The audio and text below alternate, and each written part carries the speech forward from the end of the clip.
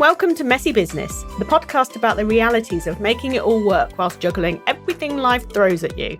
I'm Libby Langley, business mentor, author, self-employed since 2011 and still making it up as I go along, still occasionally crying into my laptop and still here for it.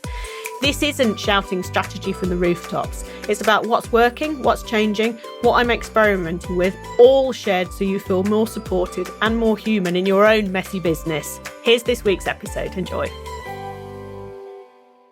Hey, welcome to another episode of Messy Business with me, Libby Langley. Let's talk today about simplification, because complexity is not a badge of honour. I would say that clarity is, clear thinking is. Most people certainly don't need more strategy, they need less friction. And I've been thinking about this a lot recently, thinking about simplicity a lot recently, not in a specific Marie Kondo your life kind of way, although, massive fan, but in a very practical business owner way. And I've seen so many capable business owners drowning in complexity, adding more tools, more plans, more content, more ideas, and then beating themselves up for not being able to keep up with it all because it's utterly unrealistic, right? So I keep coming back to this idea that complexity has somehow become a status symbol in business. Like if your business isn't a sprawling, complicated beast, then you're not doing it properly. And I am here to challenge that because I do not believe it to be true. Right? Because you're not trying to build a flawless, hyper-optimized machine. You're trying to build something you can live with.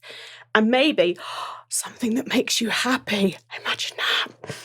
It's, the goal isn't to build this perfectly hyper-optimized business machine, perfectly tuned machine. What you're trying to do is build something you can actually live with, something that fits your energy, your brain, your life, and your actual human capacity.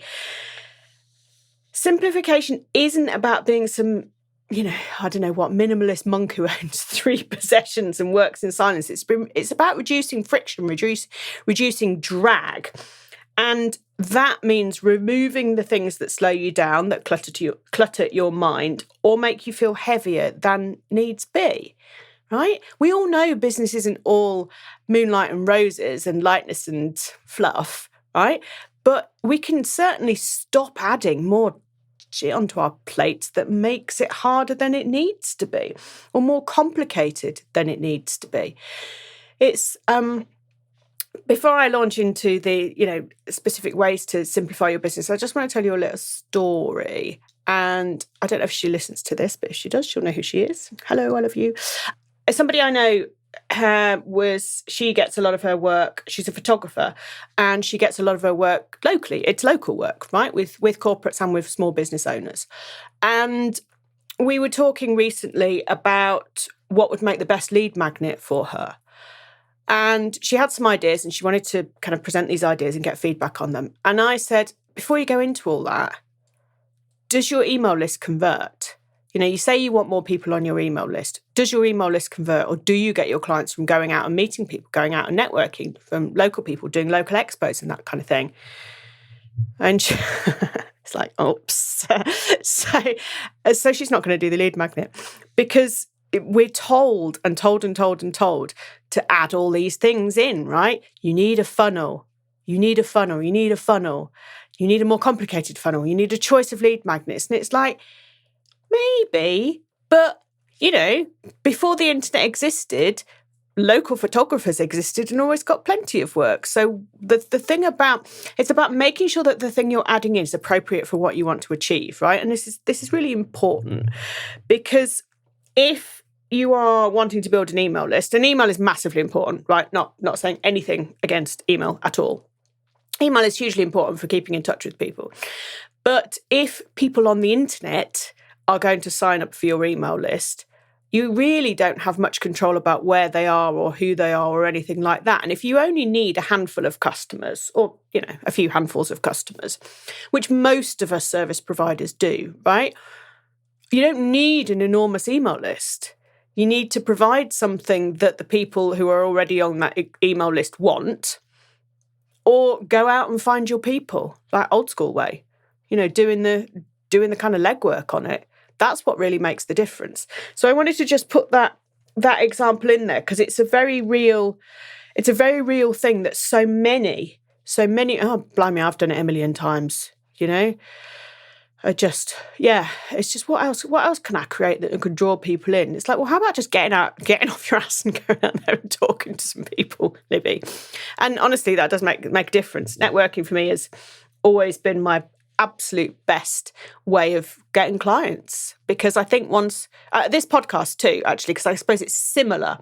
And speaking on stage is similar in that people can actually see you in action.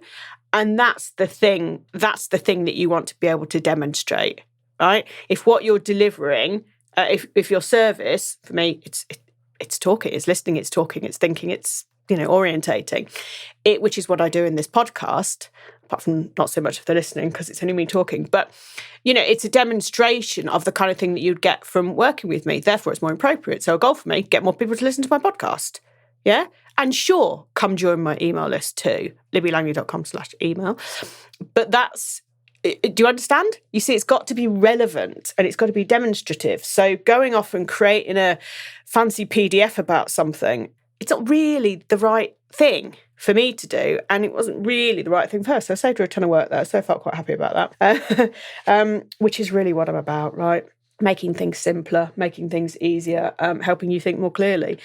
So more is often the problem. Absolutely. It's not necessarily a lack of strategy. It's coming from too much of everything. You've got more tools, more tabs in your brain, more plans, more pressure to follow them, more content, more guilt when you don't post. And there are still people out there saying, post 10 times a day. And it's like, man alive, I don't know. If you're doing that across multiple platforms, well, good luck with actually trying to have a job as well. I think when people say, my experience as a coach and orientator is that when people feel stuck, their instinct is usually to add more. That's more tools, more systems, more courses, more plans, more content. But what that does really is just create more noise in your head. And what most of us actually need isn't more, it's less. Far less. Less friction, less mental clutter, more breathing room. That's what we do need. Simplicity isn't about doing less work, though. It's about freeing up your mental bandwidth so you can think clearly again. That's when the good stuff happens. You have your best ideas when you're in the bath or when you're driving or when you're out for a walk, because you're not thinking about anything else other than the thing that's happening around you, the walking, the driving, the bathing. And then your mind is a bit freer. But when you're trying to create this and create that and create the other, and you've forgotten how they all link together, it's just like, oh man, I'm tired. I can't do any of this. And that's when the spiraling starts. And that's when the stuckness starts. Right. A rule of thumb. If it's hard to explain, it's probably too complicated. And I'm also guilty of this. I have brilliant ideas that nobody understands but me. So here is a really simple test for your business. If you can't explain what you do in 1 or 2 sentences, your business is probably too complicated, at least in your head.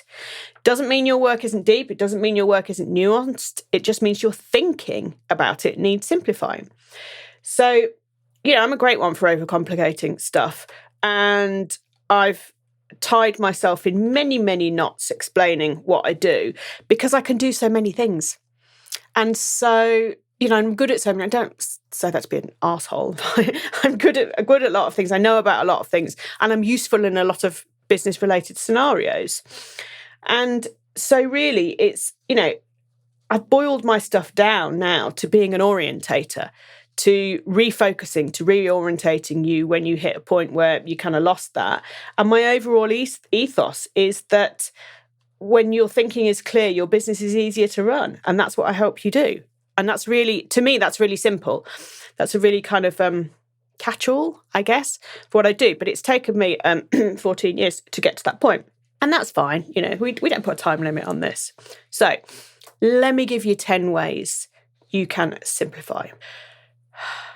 We're talking about focus, first of all. Number 1, have a main focus per quarter. And I don't mean necessarily in a 12-week year. Who wrote that book? It's just here. Brian P. Moran and Michael Lennington. It's on my desk there. I don't necessarily mean in cramming a year's worth of work into 12 weeks and that, but I mean the focus of actually just thinking about one thing. Because if you try and focus on many, many things, it becomes really difficult and really challenging because you don't know what to talk about next and nobody else knows what it is that you're doing. So focus on one thing, at least for a week.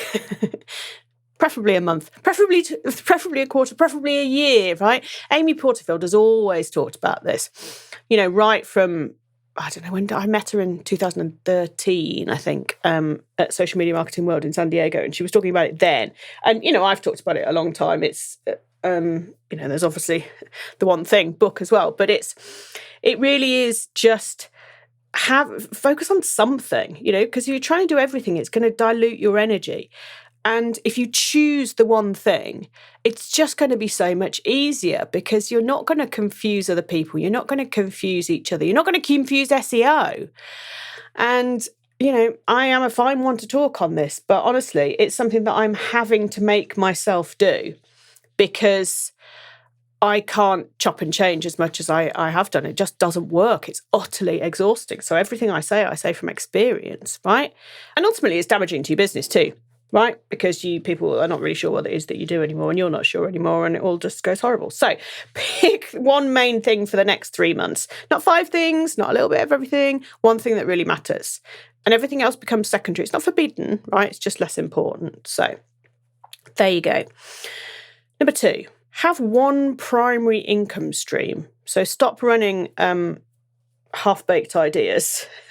What I mean by this is, and I don't mean don't be a portfolio business owner, right? I don't mean that. I guess I mean kind of in terms of marketing stuff, because you might do a bit of consultancy. You might have a part-time job. You might have a long-term contract with somebody doing something. Somebody might outsource something to you.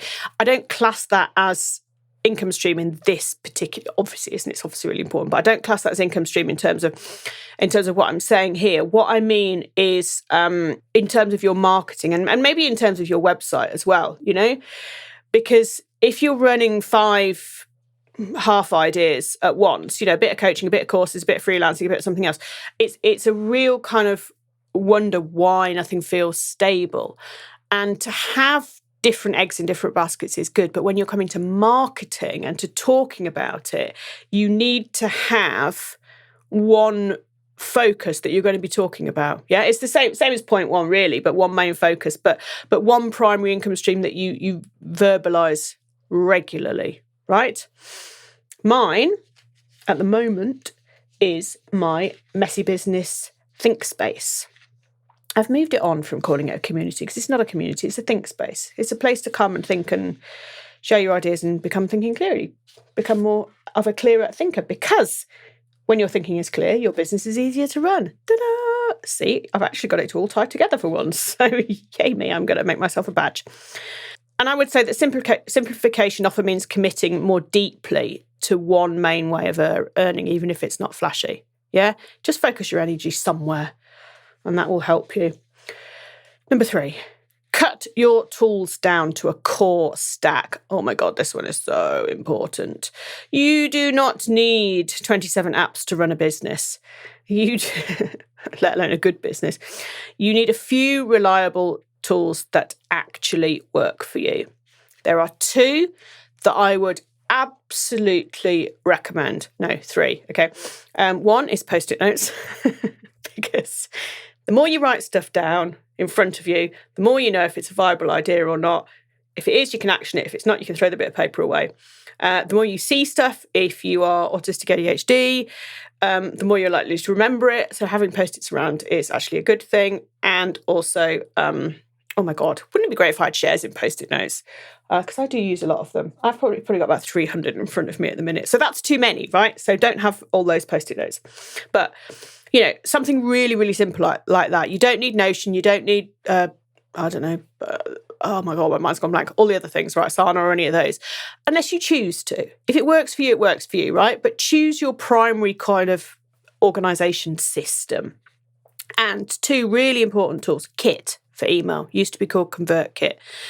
Oh, it's brilliant. It's simple. It's human. It's not overwhelming. They're very nice. They're always incredibly helpful. And it works a treat, right? I used MailChimp for years, and then 8 years ago or something, I switched over to ConvertKit as it was then, and I've never looked back.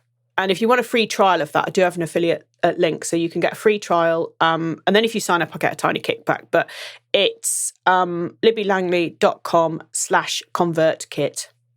Okay, because I haven't changed it to kit, but libbylangley.com/convertkit. But you'll get a free trial. It's really, really good email marketing software. It's brilliant. And email is massively important, right? So get yourself that. It's compliant. It's everything. And the other one is Free Agent for your finances, UK-based. And it's really straightforward bookkeeping. I'll put a link in the show notes. So again, I have a referral link for that. I don't get anything back for that, but you will get 10% off if you sign up, and you'll also get a free trial. So I'll put a link in the show notes for that. But I don't get any kickback for that. But Free Agent I've been using for over a decade. I think it's absolutely brilliant software, right? And those two, along with some Post-it notes, you can pretty much run your business, right, with that. So the goal really is to have fewer tabs in your brain, not more software subscriptions. And it also save you a fortune, right? It'll stop you just subscribing to this little thing and this little thing and this little thing, which adds up to hundreds of pounds a year. So there's more profit in your pocket, and profit is what you want. So yeah, cut your tools down to a core stack, and I would definitely recommend Kit and Free Agent. All right, number 4. Single weekly rhythm instead of daily chaos. So that whole, right, what am I doing today? Oh, maybe I'm going to shuffle some Post-it notes from one place to another. I don't know what I'm doing.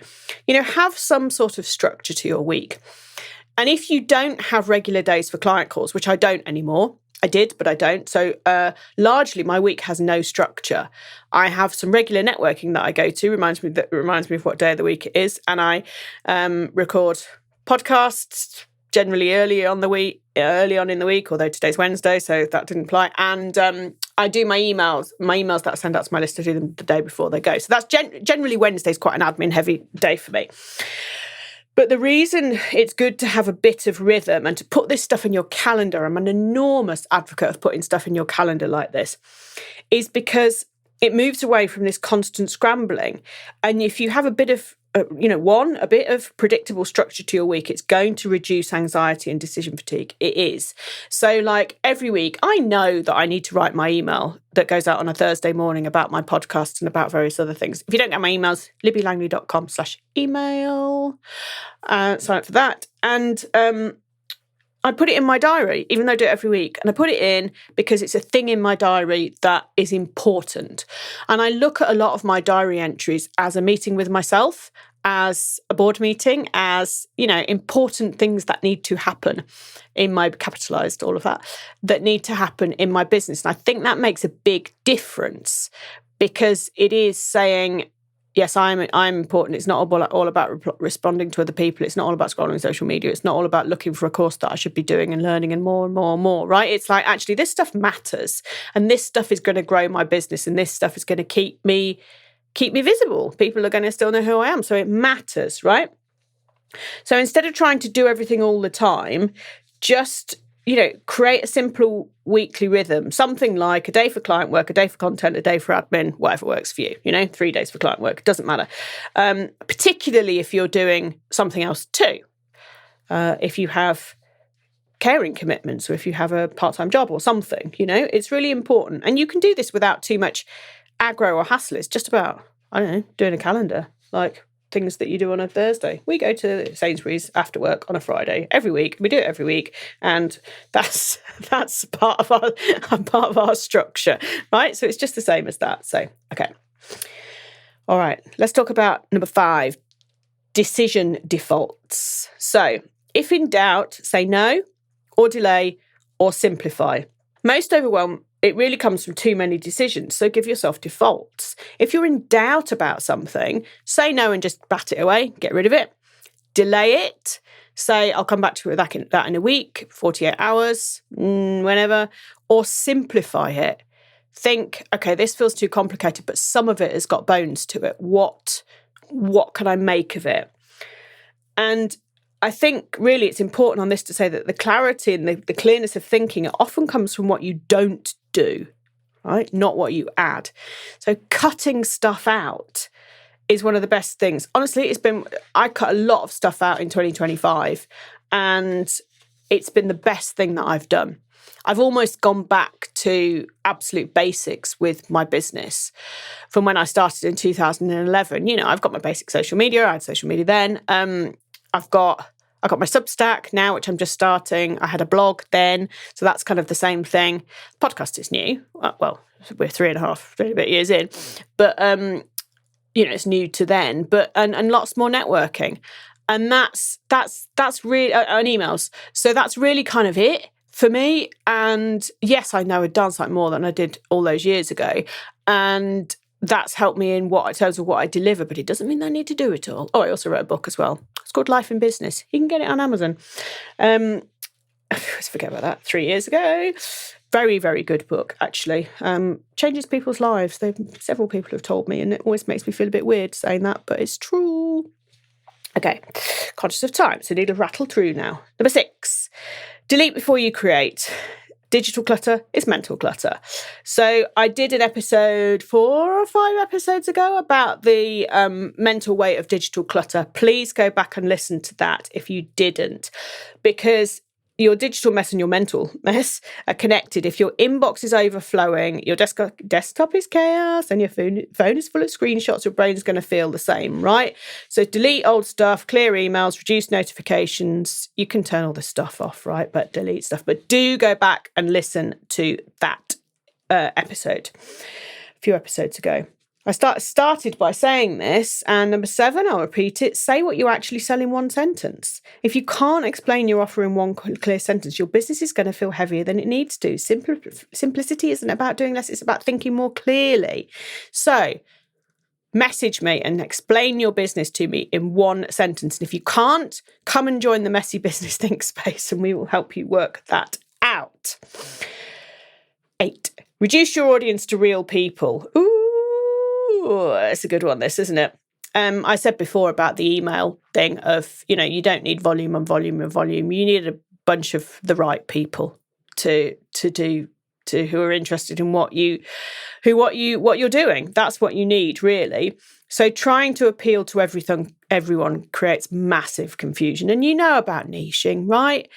I don't need to teach you to suck eggs here. You know that specifying is better. And the more you specify, the even better. Get really, really, really, really specific about what it is you do or who you help. And that brings a real clarity to it. And you don't need a huge audience. You just need the right audience. There'll be people who have 100 people connected and they make £1 million a year. There'll be people who do that, right? It's not about volume. I've never got over, I don't know, what do I have, 2,500 followers on Instagram? I've had Instagram for like 12 years. I don't know how many, something like that. And it doesn't matter, but it's been a source of income over the years. It doesn't matter, right?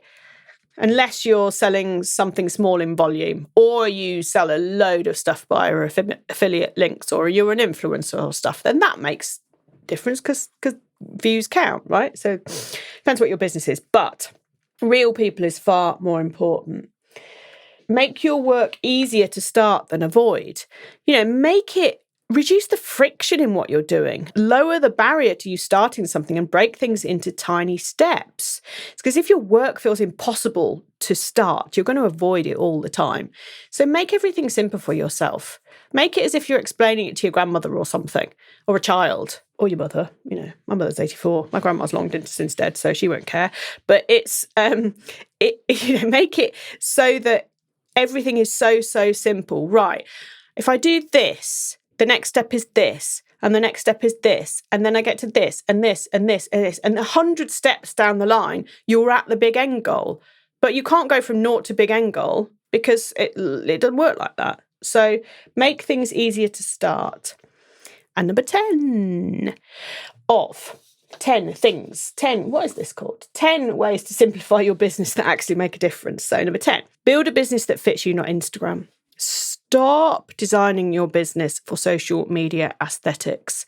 Stop worrying about how you appear online and worry about how you're serving. No, don't worry about it. But, focus on how you're serving the people that you work with, how your business actually fits your brain, your energy, and your life. That is what sustainability actually looks like. And that's what's so important.